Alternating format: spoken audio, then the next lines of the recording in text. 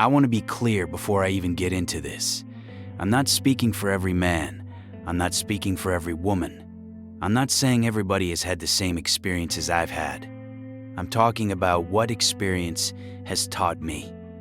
And what experience has taught me is that certain things cannot be negotiable anymore. Not because I want to control somebody. Not because I believe every male friend is automatically a threat. Not because I think a grown woman needs permission to talk to people. I'm saying this because I've been in too many situations where he's just a friend, turned into late-night texting, hidden conversations, phones being turned face down, calls being taken in another room, and me being told I was overreacting for noticing something that did not feel right. So at this point in my life, I have boundaries, non-negotiable ones. And before anybody takes that the wrong way, these are not standards I only expect from her. These are standards I hold myself to too. Because I'm not going to sit here and say my woman can't text men late at night while I'm entertaining women in my phone. I'm not going to say exes are off limits for her while I'm still keeping old doors cracked open myself. That is not a standard. That is hypocrisy.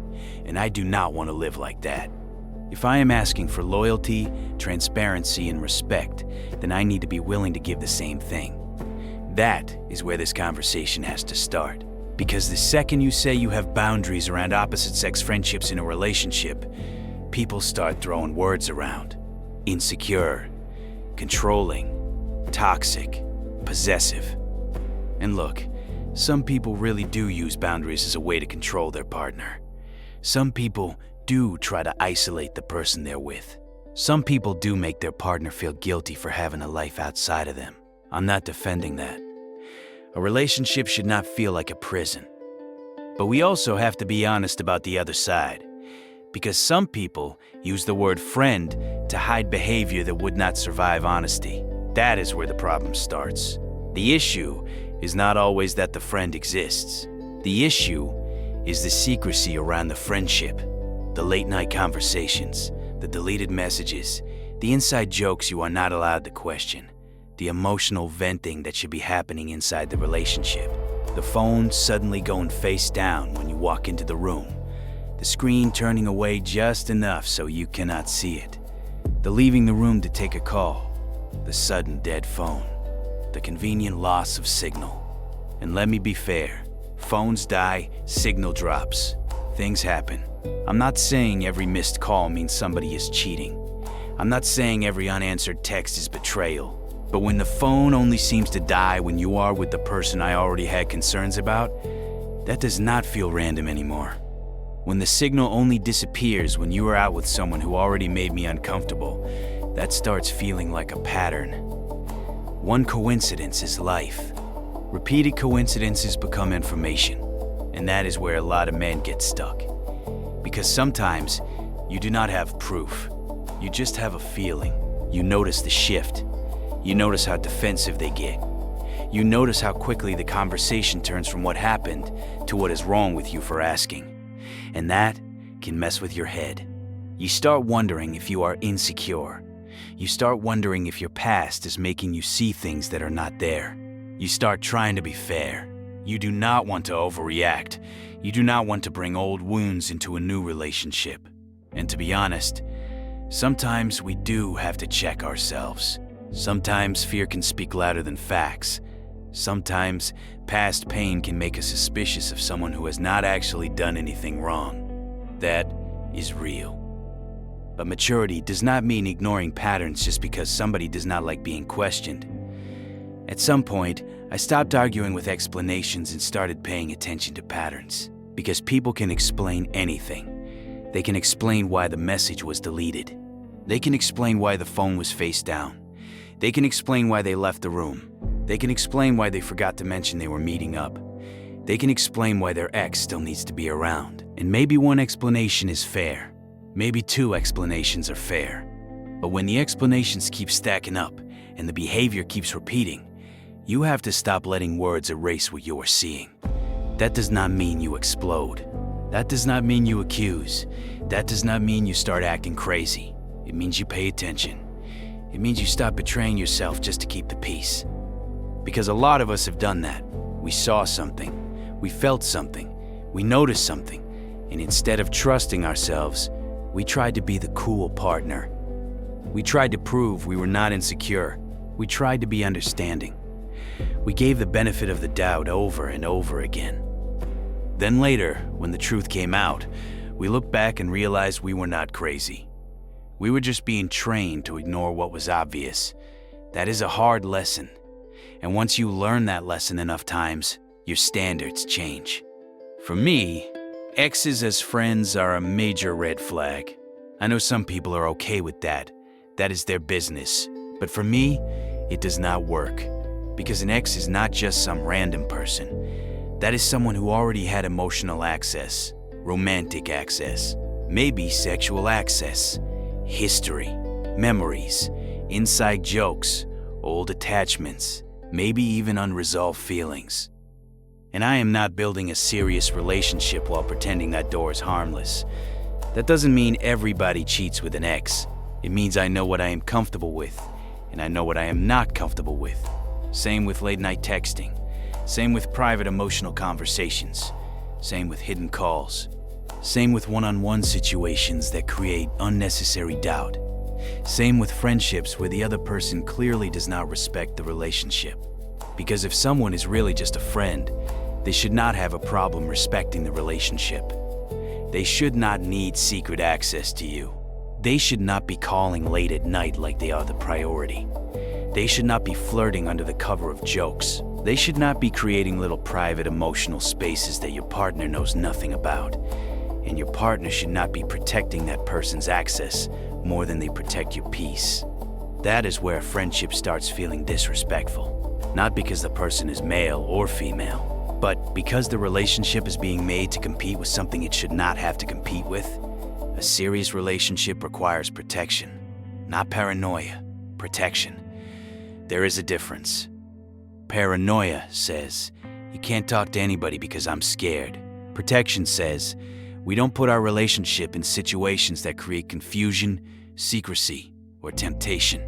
Paranoia says, I need to control you so I can feel safe. Protection says, I need to know we both respect what we are building. That is the difference for me, and that is why I hold myself to the same standard. If I have a woman in my life who is a friend, she is going to know I am in a relationship. There will not be any confusion. There isn't going to be some secret little bond where my woman has to wonder who this person is and why she feels so familiar with me. If we talked, I have no problem saying what we talked about. If I get invited somewhere, my significant other is invited too. And if she doesn't want to go, then I don't go. Not because I am weak, not because I cannot make my own decisions, because I respect the relationship. I don't want my woman sitting at home feeling like I put her in a position where she has to fight for basic consideration. I don't want her wondering why another woman gets private access to me. I don't want her feeling stupid for trusting me. That isn't the kind of man I want to be. Some people may call that controlling. I call it mutual respect. And I'm not lowering a standard that I am already willing to live by myself. Control is when I try to force someone to live by rules I don't follow. Standards are when I decide what kind of relationship I am willing to participate in. There is a big difference between saying, you aren't allowed to do this, and saying, I'm not willing to build a serious relationship under these conditions. One is control. The other is choice. You can do whatever you want. You are a grown person. You can have whatever friendships you want. You can keep your exes around. You can text whoever you want late at night. But I don't have to stay in a relationship that makes me feel disrespected. That is the part people skip. When you have a boundary, the other person still has a choice. They can respect it, they can talk about it, they can say it doesn't work for them, they can leave. And you can leave too. That is not control. That is compatibility. If you think keeping exes around is normal, and I think it is a red flag, we may not be compatible. If you think private late-night conversations are harmless, and I think they're disrespectful, we may not be compatible. If you think transparency is too much to ask for, and I think transparency is part of respect, we may not be compatible. That does not mean one person has to be evil. It means we are not building the same kind of relationship. And honestly, I think a lot of people want the benefits of commitment without the discipline of commitment. They want loyalty. They want comfort.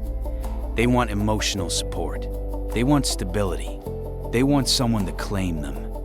But they still want to move like they are single when it comes to attention, access, DMs, exes, and private emotional intimacy. That does not work for me. Trust is not built by asking someone to ignore what you keep concealing. Trust is built when your actions make your words believable. That is all I am asking for. And again, I'm not asking for anything I'm not willing to give. If I say no exes as friends, that applies to me too. If I say no late-night emotional texting, that applies to me too. If I say no hidden conversations, that applies to me too. If I say the relationship should be protected from confusion, that applies to me too. Because I do not want to be the kind of man who demands loyalty while keeping options. I do not want to call something disrespectful when she does it, then call it harmless when I do it. That is not leadership. That is selfishness. This is not about banning friendship. This is about refusing secrecy. This is not about insecurity. This is about mutual respect. This is not about controlling someone. This is about choosing not to build with someone who treats boundaries like oppression. Because at some point, just a friend stops sounding innocent.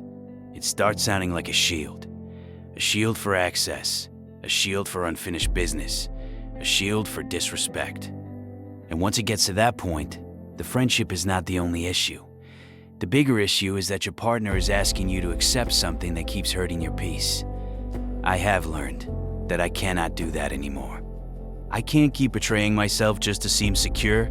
I can't keep ignoring patterns just because someone has an explanation. I can't keep pretending I am comfortable with something that doesn't sit right with me. So my standard now is simple. I am not against friendship. I am not against freedom. I am against disrespect.